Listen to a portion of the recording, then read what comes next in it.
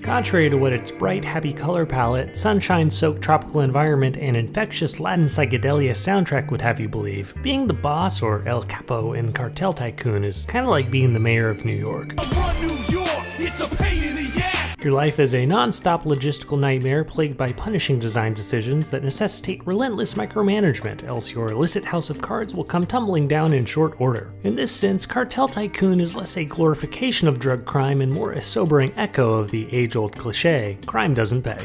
In this case, literally. Outside of the I started with during the game's long yet surprisingly light on nuance 3-hour tutorial, the game's many bottlenecks meant I never hit more than a combined $100,000 in dirty and laundered money, and that's despite hours of bribing mayors, fighting off neighbor gangs, and attempting to perfect an automated factory-grade opium production that would make Henry Ford blush. Now, despite these complaints, don't mistake Cartel Tycoon for being boring. Far from it. The game's interlocking mechanics create a relentlessly engrossing level of thematic tension, which you're constantly balancing competing narco interests. Too little economic expansion in the region and locals will lose loyalty. Too much, and the ensuing terror will prompt government to crack down, which can range from police raiding your overflowing farms to the US Army blowing you to bits. All the while, your lean-in lieutenants will demand steady pay raises, fail to deliver, and they'll go rogue, causing all sorts of new problems. In this sense, it just kind of feels like as soon as you find momentum in Cartel Tycoon, the game finds a way to take it away. A frustrating reality that applies to more than just the mechanics here, it applies to the whole dang thing.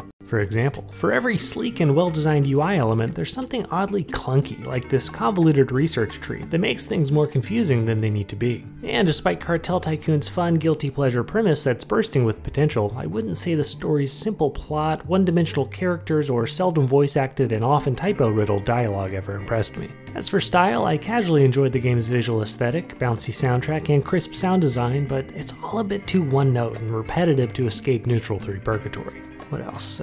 Oh yeah, did I mention there's only one map? Fair, I guess, considering the game is based on 1980s Latin America, but man, isn't everything? How fascinating would it have been to deep dive a lesser known, I don't know, Swedish cartel, if such a thing exists. Really just anything to get us out of this done-to-death setting. In conclusion, the design challenges inherent to Cartel Tycoon might motivate some of the more die-hard city-building genre fans out there to give it a try, and to be fair, there's nothing sweeter than starting to hit your stride in this sleazy little simulator. Really, I did have a fun time with this game, until the game inevitably decided I was having too much fun. So, in my opinion, Cartel Tycoon ultimately demands too much micro and suffers from too little polish to justify the grind. Until next time, this is Scope, and thanks for watching.